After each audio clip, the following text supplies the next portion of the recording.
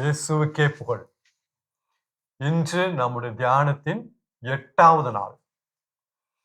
இப்பொழுது அன்பார்ந்த சகோதர சகோதரர்களே, நாம் தியானத்தின் 2வது பகுதியில் இருக்கிறோம்.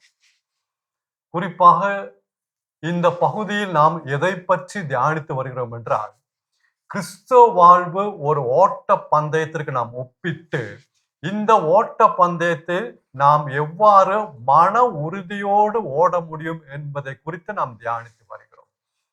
இந்த ஓட்ட பந்தயத்தை மன உறுதியோடு ஓட வேண்டும் என்றால் நாம் என்னென்ன செய்ய வேண்டும், எந்தெந்த காரியங்களை நாம் மனதில் உறுதிப்படுத்திக் கொள்ள வேண்டும் என்பதை குறித்து நாம் ஆழமாக தியானித்து வருகிறோம். இதுக்கு முன்னாடி பார்த்த காரியங்கள் என்ன? சில காரியங்கள் நம்ம பார்த்துட்டு நாம் இதை தொடர்ந்து நாம் சொல்லுவோம். முதலாவதாக நாம் பார்த்தது, கடவுள் அனைத்தையும், எத்தனை காரியங்கள்? அனைத்தையும் தம்முடைய கட்டுப்பாட்டிற்குள் வைத்திருக்கிறார். அதான் முதல் காரியம், முதல் உண்மை நம்முடைய மனதில் நாம் உறுதிப்படுத்தி கொள்ள வேண்டும். இரண்டாவதாக, கடவுளுடைய அன்பு நம் வாழ்வின் ஆணிவேராகவும் அடித்தளமாகவும் அமைய வேண்டும் என்பதை நம்முடைய மனதில் நாம் உறுதிப்படுத்தி கொள்ள வேண்டும். மூன்றாவதாக நாம் பார்த்தது, ஆண்டவராகிய இயேசு கிறிஸ்துவின் சிலுவை மரணம் வழியாக இப்பொழுது நமக்கு கடவுளோடு நல்ல ஒரு உறவு உண்டு என்பதை மனதில் உறுதிப்படுத்தி கொள்ள வேண்டும். அடுத்ததாக நாம் பார்த்தது, ஆண்டவராகிய இயேசு கிறிஸ்துவின் சிலுவை மரணம் வழியாக நாம் அனைத்து சாபத்திலிருந்தும், அனைத்து விதமான சாபத்திலிருந்தும், அது மட்டுமல்ல சாத்தானின் ஆட்சியிலிருந்தும், அதாவது அவனுடைய அதிகாரத்திலிருந்தும் விடுதலை அடைந்துள்ளோம் என்பதை மனதில் நாம் உறுதிப்படுத்தி கொள்ள வேண்டும்.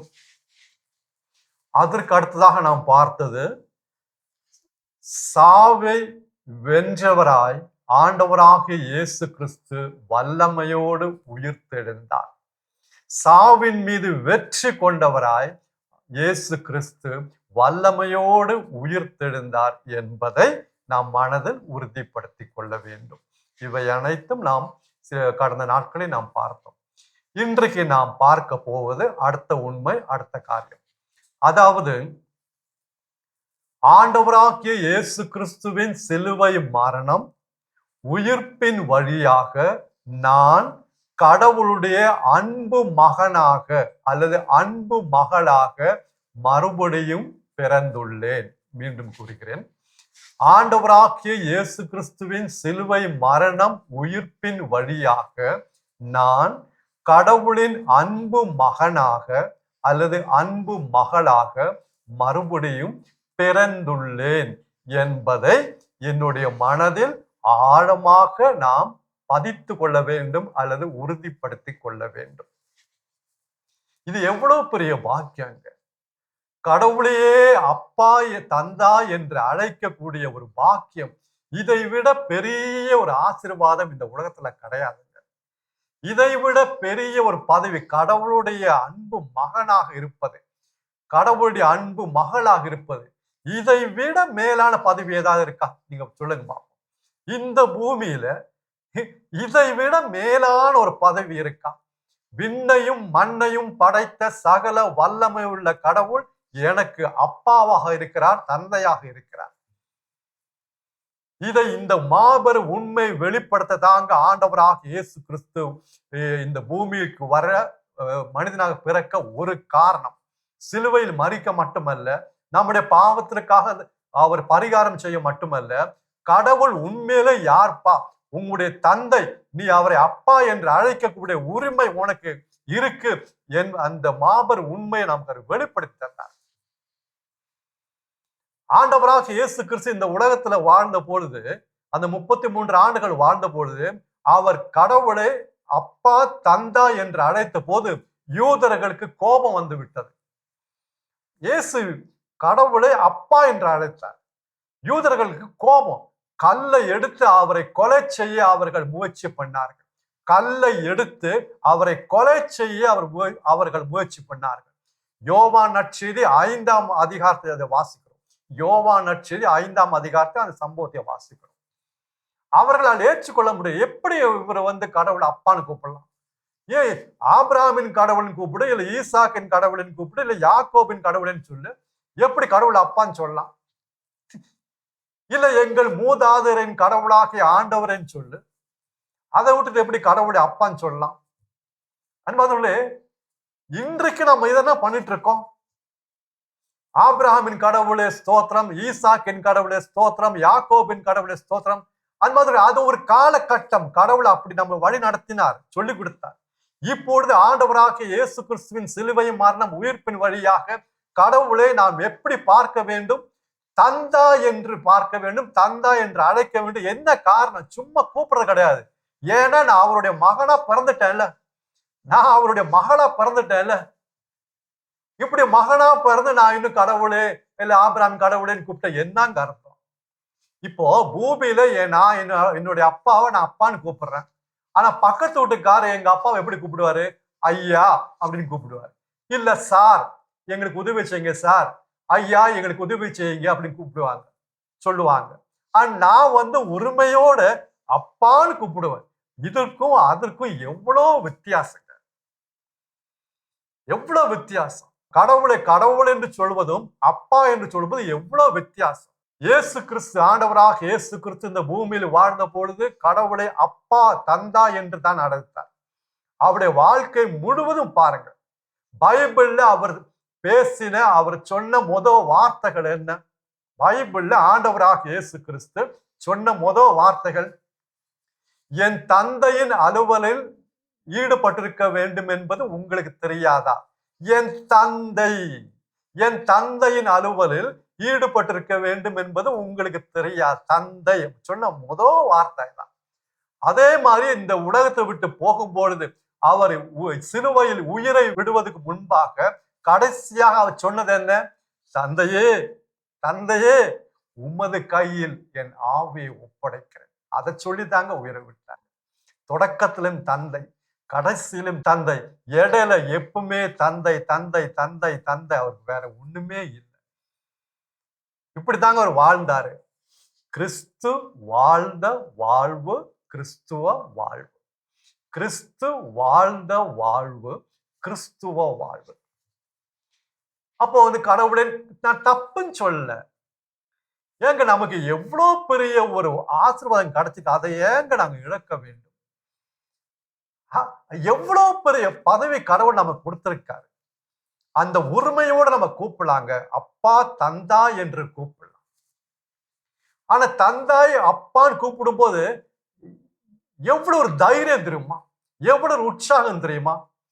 எந்த பிரச்சனை வந்தாலும் எது வந்தாலும் அன்பார்ந்தவர்களை எங்க அப்பா பார்த்து கொள்வார். ஏன்னா அவருடைய கண் என் மேல இருக்குங்க. இப்போ ஒரு சிறுவன் 4 வயசு 5 வயசு 6 வயசு சிறுவன் விளையாண்டு இருக்கான். அவனுடைய அப்பாவுடைய கண் எப்பவுமே அவன் மேல இருக்கும். அவனுக்கு தெரியாது, அவனுக்கு தெரியாது. அவன் விளையாண்டு இருப்பான், ஓடுவான், வருவான், என்ன செய்வான். ஆனா அவனுடைய அப்பாவுடைய கண் எப்பவுமே அவன் மேல இருக்கும். அதே மாதிரி எங்க அப்பா ஒரு வானக தந்தை, அவருடைய கண் எப்பவுமே என் மேல இருக்குங்க. ஏன்னா அவர் என்னுடைய தந்தை. அது எவ்வளவு பெரிய ஒரு ஆசீர்வாதம், எவ்வளவு ஒரு தைரியத்தை தருகிறது. ஏன் நம்ம பயப்படணும்? நான் எந்த சூழ்நிலையில் கடந்து சென்றாலும் அவருடைய கண் என் மேல எப்பவுமே பதிந்து இருக்கு. அவர் என்னை பார்த்து கொள்வார், அவர் என்னை வழி நடத்துவார், அவர் என்னை பாதுகாப்பார். இன்னைக்கு எவ்வளவு இந்த கிறிஸ்துவ வாழ்வு எவ்வளவு தளர்ந்து உடைந்து போறோம். எவ்வளவு கவலைகள்லாம் நம்ம வாழ்க்கையில வருது. கவலைப்பட்டு நமக்கு என்னங்க கிடைச்சிச்சு? என்ன கிடைச்சிச்சு? 2 பறவைகள் பேசி கொண்டிருந்தன. இது ஒரு கதைதான். 2 பறவைகள் பேசி கொண்டிருந்தன ஒரு மரத்தின் கிளையில. ஒரு பறவை இன்னொரு பறவையை பார்த்து, என்ன இந்த மனிதர்கள் இப்படி இருக்காங்க, என்னாச்சு? இல்ல எப்பவுமே ஒரு பயம், கவலை, என்ன ஆகுமோ ஏதாகுமோ இப்படியே கவலைப்பட்டிருக்காங்க. முகத்துல ஒரு மகிழ்ச்சி, ஒரு சந்தோஷம் இல்லை. ஏன் இப்படி மனிதர்கள் இப்படி இருக்காங்க அப்படின்னு ஒரு பறவை இன்னொரு பறவைட்ட கேட்டுச்சான். அப்போ அந்த பறவை இந்த பறவைட்ட சொல்லிச்சான், உனக்கு தெரியாதா அவங்களோட நிலைமை எவ்வளவு மோசம் தெரியுமா? ஏன் என்னாச்சு? அதாவது நமக்கு ஒரு வானக தந்தை இருப்பது போல அவர்களுக்கு ஒரு வானக தந்தை இல்லையே, அப்ப அவங்க இப்படித்தானே இருப்பாங்க, இப்படி கவலைப்பட்டுதானே இருப்பாங்க. வெட்க கேளுங்க.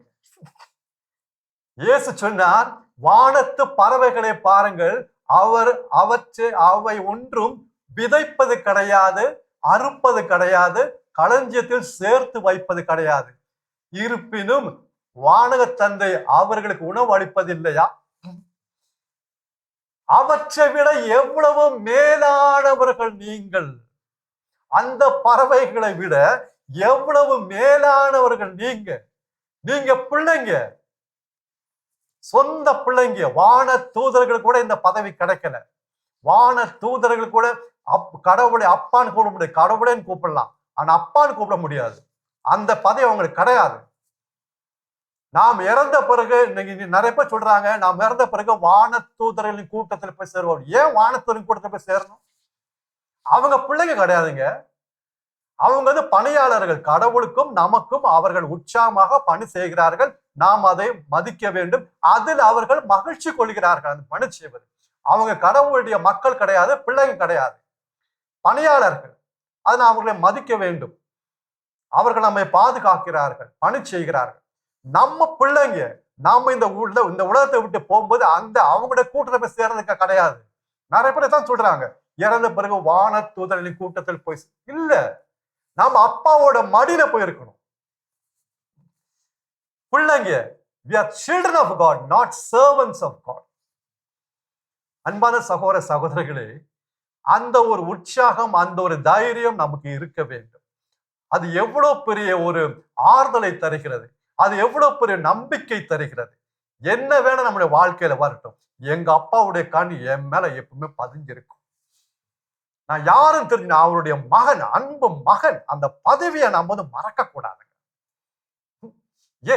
அதுக்கு பயப்படுறான், இது பயப்படுறான். ஒரு உருவம் வந்துச்சு, சாத்தான் வந்துட்டு, அழகை வந்துச்சு, என்னை சோதிக்கிறான். அவங்க செய்வனை செஞ்சுட்டாங்க, அவங்க பில்லடி சூனியம் செஞ்சுட்டாங்க, அவங்க எனக்கு எதிராக மந்திரவாதம் பண்ணிட்டாங்க. என்ன வேணா செய்யட்டுமே. ஒரு கதை ஒன்று ஞாபகம் வருகிறது. கதை தான், ஆனா ஒரு பொருள் இருக்கிறது, இதுல ஒரு அர்த்தம் இருக்கிறது. அதுக்காக சொல்கிறது. இது சண்டே ஸ்கூல் சொல்ற கதை இருந்தாலும் நமக்கு இங்க இது ஒரு பயனுள்ளதா இருக்கும், நல்லா இருக்கும். அதுக்காக வேற ஒண்ணு இல்லை, ஒரு பொருத்தமா இருக்கும், அதுக்காக சொல்றேன். அதாவது ஒரு நரிக்குட்டியும் ஒரு சிங்க குட்டியும் விளையாண்டு இருந்தாங்களாம் காட்டுல. ஒரு நரிக்குட்டியும் சிங்க குட்டியும் விளையாண்டு இருந்தாங்க. இந்த நரிக்குட்டியும் சிங்க குட்டியும் விளையாண்டு இருக்கும்போது ஒரு பெரிய ஒரு உருவம் அங்க வந்துச்சு. அது யானைதான், ஆனா இவங்களுக்கு அது யானைன்னு தெரியாது. ஒரு பெரிய உருவம். அந்த பெரிய கருப்பான அந்த உருவத்தை பார்த்தோன்னா இந்த நரிக்குட்டி அந்த சிமுகக்குட்டி ஒரே ஓட்டம். இந்த சிமுகக்குட்டி தாய் சிங்கத்துல போய், அம்மா நான் ஒரு பெரிய ஒரு உருவம் பார்த்தேன். பெரிய உருவமா? என்னடா சொல்ற? பெரிய உருவமா? கருப்பா இருந்துச்சு, கருப்பா பெரிய உருவம். அதை பார்த்தா நம்ம யார் வேணும் எல்லாம் பயப்படுவாங்க. அது பக்கத்துல போக முடியும், அவ்வளவு பெரிய உருவமா? தாய் சிங்கத்துக்கு புரிஞ்சு இது ஏன்னு புரிஞ்சு. உடனே தாய் சிங்கம் சிங்க குட்டியை பார்த்து, நீ ஏன் கூட வா, அந்த இடத்துக்கு போவோம் அப்படின்னு சொல்லி தாய் சிங்கம் வந்து சிங்கக்குட்டியை கூட்டிட்டு போனுச்சு. அங்க யானை முன்னாடி நின்றோன இந்த தாய் சிங்கம் என்ன செஞ்சு தெரியுமா? அப்படியே சத்தமா ஒரு அலறல், அந்த சிங்கத்தோட அலறல். அந்த அலறலை கேட்ட உடனே யானை ஒரே ஓட்டம். இந்த குட்டி சிங்கத்துக்கு புரியல, ஒரே ஓட்டம். உடனே தாய் சிங்கக்குட்டியை பார்த்து சொல்லிச்சு, நீ யாருன்னு தெரியுமா? You are a line. நீ ஒரு சிங்கம், நீ மறந்துடாத. யூ ஆர் எ லயன், நீ நரிக்குட்டி கிடையாது. அன்பார்களே, நான் கடவுளுடைய மகன், கடவுளுடைய மகள். யாரை பார்த்து பயப்படணும்? நான் அழகை சாத்தானை பார்த்து நான் பயப்படணுமா, இல்ல அழகை என்னை பார்த்து பயப்படணுமா? அழகை என்னை பார்த்து பயப்பட வேண்டும். எந்த தீ ஆவிக்கும் அசுத்தாவிக்கும் தீய சக்திக்கும் என்னை தொட முடியாது. ஏன்னா நான் கடவுளுடைய மகன், இந்த விண்ணையும் மண்ணையும் படைத்த கடவுளுடைய மகன். நான் ஏன் பயப்படணும்? என்ன வேணா வரட்டுமே, எனக்கு எது வேணா வரட்டுமே, என் உடல்ல பிரச்சனைகள் வியாதி எது வேணா வரட்டுமே, எங்க அப்பா நான் அப்படியே உன்னை விட்டுருவாரா? உன்னை பூமிக்குரிய காரியங்களை பாருங்க. அப்பா ஒரு சிறுவன் ஒரு சிறுமி வியாதியில இருக்கும்போது அவங்க அப்பா அம்மா அப்படியே விட்டுறாங்களா? முடியாது. எவ்வளவு அக்கறையோடு அவங்க பாக்குறாங்க தெரியுமா? இந்தப்பா பழத்தை சாப்பிடுப்பா, திராட்சை சாப்பிடுப்பா, ஆரஞ்சு சாப்பிடுப்பா, உனக்கு நல்லாயிருப்பா. இதை விட மேலானவருங்க நம்முடைய வாடகை தந்தை. அவர் விட மாட்டாருங்க. இந்த ஒரு உண்மையை அறிந்து மன உறுதியோடு நாம் வாழ வேண்டும். அன்பார்ந்த சகோதர ஜெபிக்கும் போது உரிமையான ஜெபிக்கலாமே, அவர்கிட்ட கேட்கலாமே, அப்பா என்னுடைய வாழ்வில் உங்களுடைய திட்டம் என்ன சொல்லுங்கன்னு கேட்கலாம்ல. இன்னைக்கு நிறைய பேர் என்ன செய்யறாங்கன்னா, வேறொரு ஆள்கிட்ட போய் பிரதர் சிஸ்டர் இந்த இது நான் செய்யணுமா வேண்டாமான்னு கடவுள்கிட்ட கேட்டு சொல்றீங்களா? கடவுள்கிட்ட ஜெபிச்சு சொல்றீங்களா? எவ்வளவு வேதனைக்குரிய காரியம் பாருங்க. அவங்க யார்கிட்ட போய் கேட்க போறாங்க? அவங்க எங்க அப்பாட்ட, என்னுடைய அப்பாட்ட அவங்க கேட்க போறாங்களாம். என்னுடைய நான் இது செய்யணுமா செய்யக்கூடாதா, இங்க போகணுமா போக வேண்டாமான்னு அந்த பிரதரு அந்த சிஸ்டர் யார்கிட்ட போய் கேட்க போறாங்க? எங்க அப்பாட்ட போய் கேட்க போறாங்க. அதையே எனக்கு கேட்க முடியாதா? எங்க அப்பா என்கிட்ட பேச மாட்டாரா? ஏங்க அவர்கிட்ட போய் கேட்கணும்? அது பழைய உடன்படிக்கை வாழ்க்கை, பழைய ஏற்பாடு வாழ்க்கை. மக்கள் இறை வாக்கினர்கிட்ட போவாங்க. இறை வாக்கினர் கடவுள்கிட்ட கேட்பாரு. கடவுள் அவருக்கு இறைவாக்கு சொல்லுவாரு. மீண்டும் இறைவாக்கின மக்கள்கிட்ட சொல்லுவாங்க, இப்ப நீங்க செய்யலாம், செய்யக்கூடாது, போலாம் போலான்னு. இடையில ஒரு ஆள் இறைவாக்கினர். இப்போ புதிய உடன்படிக்கை கிறிஸ்தவ வாழ்வு, கடவுளை நேரடியாக எங்க அப்பா நான் கேட்க முடியாதா? அப்படி பேசினா ஏன் பேச மாட்டாரு? என்ன தடை? அதை நாம அறிந்து கொள்ள வேண்டும். ஒரு வீட்டுல 4 பசங்கன்னா ஒருத்தர் அதுல 3 பேர்த்துல அப்பா பேசுவாரு, ஒருத்தட்ட பேச மாட்டாருன்னு என்ன பிரச்சனை? அவன்கிட்ட சொல்லிதான் இவன்கிட்ட சொல்லுமா? நேரடியா நம்ம பேசலாங்க. நம்முடைய தந்தை அவர் வானக தந்தை. வேற ஒரு ஆள்கிட்ட போய் கடவுள்கிட்ட கேட்டு சொல்லுங்க, கடவுள்கிட்ட ஜெபிச்சு சொல்லுங்க, நான் செய்யணுமா செய்யக்கூடாதுன்னு அப்படி தயவு செஞ்சு செய்யாதீங்க, சொல்லாதீங்க, கேட்காதீங்க. அப்படின்னா நான் இன்னும் கிறிஸ்தவனா மாறேன்னு அர்த்தம். நான் கடவுளுடைய மகனாக மகளாக மாறவில்லை என்ற அர்த்தம். எவ்வளவு வேதனைக்குரிய காரியம், எவ்வளவு வேதனை. எங்க அப்பா அவர்கிட்ட தான் பேசுவாரா? ஏன்ட்ட பேச மாட்டாரா? பக்கத்து வீட்டுக்காரங்க எங்க அப்பா கடவுளேன்னு எங்க பூமிக்குரிய அப்பாவை சாருன்னு கூப்பிடலாம், ஐயான்னு கூப்பிடலாம், உதவி செய்யுங்க ஐயான்னு கூப்பிடலாம். எங்க அப்பா அவருக்கு உதவி செய்யலாம், இல்ல செய்யாம போலாம். ஆனா நான் கேட்கும்போது நிச்சயமா எனக்கு உதவி செய்வாருங்க எங்க அப்பா. பக்கத்து வீட்டுக்காரங்க ஐயா சார் அப்படின்னு கேட்டு உதவி கேட்கலாம், செய்யலாம் செய்யலாம், செய்யாம போலாம். ஆனா எனக்கு எப்படி எந்த விதம் செய்யணுமோ அவர் கண்டிப்பா செய்வார். Because he is my heavenly father. இதான் கிறிஸ்தவ வாழ்வு. இப்படிதாங்க ஆண்டவராக இயேசு கிறிஸ்து இந்த உலகத்துல வாழ்ந்தாரு 33 ஆண்டுகள். இந்த நம்ம தெரிஞ்சுக்கொண்டது மனதில் உறுதிப்படு. நமக்கு தெரியும், நமக்கு தெரியாத ஒண்ணு கிடையாது. அன்னைக்கு சொன்ன மாதிரி நமக்கு தெரியாத ஒண்ணுமே கிடையாது. எல்லாமே அறிவுபூர்வமா எல்லாமே தெரியும். ஆனா வாழ்க்கையில பாருங்க, சோர்வு, கவலை, பயம், டிப்ரெஷன் எல்லாம் போயிட்டு இருக்கு. என்ன ஆகுமோ ஏதாகுமோ, எங்க போய் முடியுமோ, என்னுடைய வாழ்க்கை என்ன ஆகுமோ, எங்களுடைய பிள்ளைங்களோட வாழ்க்கை என்ன ஆகுமோ, இவங்க இறந்துட்டாங்கன்னா, என் கணவன் இறந்துட்டா, மனைவி என்னுடைய வாழ்க்கை என்ன ஆகுமோ, எனக்கு இருந்த ஒரே பையன் அவனை என்னை விட்டு போயிட்டான், இனி நான் யாருக்காக வாழணும்? இத பாருங்க, இனி நான் யாருக்காக வாழணும்?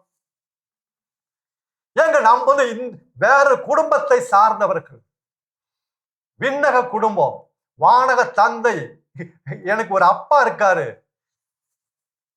எவ்வளவு தைரியமா உற்சாகமா இந்த பூமியில நம்ம உப்பாகவும் ஒளியாக வாழ முடியும்? அதை விட்டு பயந்து தொலைஞ்சு மத்தவங்கள்ட்ட எல்லாம் போய் கேட்டு ஆலோசனை கேட்டு. அன்பானவர்களே, இந்த மேலான பதவியோட மேன்மையை நாம் அறிந்திருக்க வேண்டும், உணர்ந்திருக்க வேண்டும். மேலான பதவி. ஆனா அதே நேரத்துல எங்க அப்பா என்னை கண்டித்து திருத்துவாருங்க. நான் ஏதாவது ஒரு தப்பு செஞ்சேனா, ஏதாவது தவறான வழியில் போயிட்டேனா, எங்க அப்பாக்கு என்னை கண்டித்து திருத்தக்கூடிய உரிமை உண்டு. அது என்னுடைய நன்மைக்காக.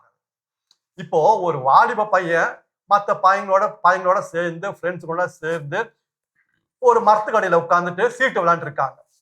ஒரு பையன் சீட்டு விளையாண்டு இருக்கான் மற்றவங்களோட சேர்ந்து. அவங்க அப்பா, இந்த பையனோட அப்பா, இந்த குறிப்பிட்ட பையனோட அப்பா அந்த பக்கமா வராரு. அதை வந்தோடனே இந்த மகனை பாக்குறான். மகன் சீட்டு விளையாண்டு இருக்கான். உடனே அவனை கூப்பிட்டு, இங்க வாடா, வர சொல்லி அவனை ஒரே அடி. என்ன சீட்டை விளையாடுற நீ? உடனே அவன் அப்பாட்ட கேட்கிறான், ஏன்பா என்ன மட்டும் அடிக்கிறீங்களே, அவங்களதான் சீட்டு விளையாடுறாங்க, அவங்களே அடிக்க மாட்டீங்க? அவங்களே அடிக்க மாட்டீங்க. அப்பா சொல்ல, டேய் நீ என்னுடைய மகன்டா, அவங்க இல்லடா, நீ என்னுடைய மகன், நீ நல்லா இருக்கணுக்காக நான் பாக்குறேன், வேற ஒண்ணு இல்லடா, நடற வீட்டுக்கு. அன்பானவர்களே, சில வேளைகளில் சில துன்பங்கள், வேதனைகள், சோதனைகள், இன்னல்கள், இல்ல இக்கட்டான சூழ்நிலைகள் எதுவா இருக்கட்டும், நம்ம அப்பா அனுமதிப்பார். அவர் நம்முடைய நன்மைக்காக, கண்டித்து திருத்துவதற்காக, நம்மேல் கொண்ட அவர் அன்பினால், உரிமையினால, அவருக்கு என் மேல அவருக்கு உரிமை உண்டு. ஏதாவது சொல்லிக் கொடுக்கணும், சில வழிகளில் சில துன்பமான சில இக்கட்டான சூழ்நிலை போக விட்டு நம்ம சொல்லி தருவாரு, கற்று தருவாரு. அவருக்கு நம்ம மேல அதிகாரம் உண்டு. நம்முடைய நன்மைக்காகவே அவர் செய்வார். நம்முடைய நன்மைக்காக மட்டும்தான் அவர் செய்வார். நம்முடைய தீமைக்காக அவர் செயல்பட மாட்டார். என்ன காரணம்? அவர் பக்கத்து வீட்டுக்கார கிடையாது. என்னுடைய அப்பா is my heavenly father. He will not let me alone. ஏசு அடிக்கடி சொல்லுவாரு சீடர்களை பார்த்து, நீங்களா என்னை விட்டு ஓடி போயிருவீங்க, ஆனா நான் தனியா கிடையாது, எங்க அப்பா என் கூட இருக்காரு. அது அவருக்குள்ள தைரியம். நீங்களா என்னை விட்டு ஓடிடுவீங்க, ஆனா எங்க அப்பா என் கூட இருக்காரு, எனக்கு அது போதும். அன்பான சகோதர சகோதரிகளே, இந்த மாபெரும் உண்மையை நாம் நம்முடைய மனதில் உறுதிப்படுத்தி கொண்டோம் என்றால் இந்த ஓட்டம் அருமையாக முடியும். நமக்கு உதவி செய்ய, இந்த காரியத்தில் உதவி செய்ய நமக்கு ஒரு துணையாளர் கடவுள் கொடுத்திருக்கிறார். யாரு? தூய ஆவியானவர். அவர் தாங்க இந்த அப்பாவை நம்மிடம் கொண்டு வந்து காட்டுறார். இந்த அப்பாவுடைய அன்பை, அந்த அளவில்லாத அன்பை, நிபந்தனையற்ற அன்பை நமக்கு தருவது, கொண்டு வருவது, உள்ளத்தில் கொண்டு வருவது தூய ஆவியானவர். எப்பவுமே இந்த உறவில் வாழ நமக்கு உதவி செய்வது தூய ஆவியானவர். இப்போது தூய ஆவியான ஜெபிப்போமா? தூய ஆவியானவரே, எங்களுக்கு உதவி செய்யுங்க. எங்க அப்பாவுடைய அந்த அளவில்லாத அன்பை, பாசத்தை, நேசத்தை எங்களுக்கு காட்டுங்க. அந்த அவருடைய அன்பை எங்களுடைய உள்ளத்தில் ஊற்றுங்க, பொழியுங்க. அந்த அன்பை உணர்ந்து நாங்கள் சுவைத்து பார்த்து இந்த கிறிஸ்துவ வாழ்வை வாழ எங்களுக்கு உதவி செய்யுங்க தூய ஆவியானவரே என்று தாகத்தோடு ஏக்கத்தோடு நாம் கேட்டோம் என்றால் நிச்சயமாக இப்பொழுது இன்றைக்கு நமக்கு அவர் உதவி செய்வார். என்ன காரணம்? நமக்கு தெரியும். ஏன்னா இதுவே தகுந்த காலம்.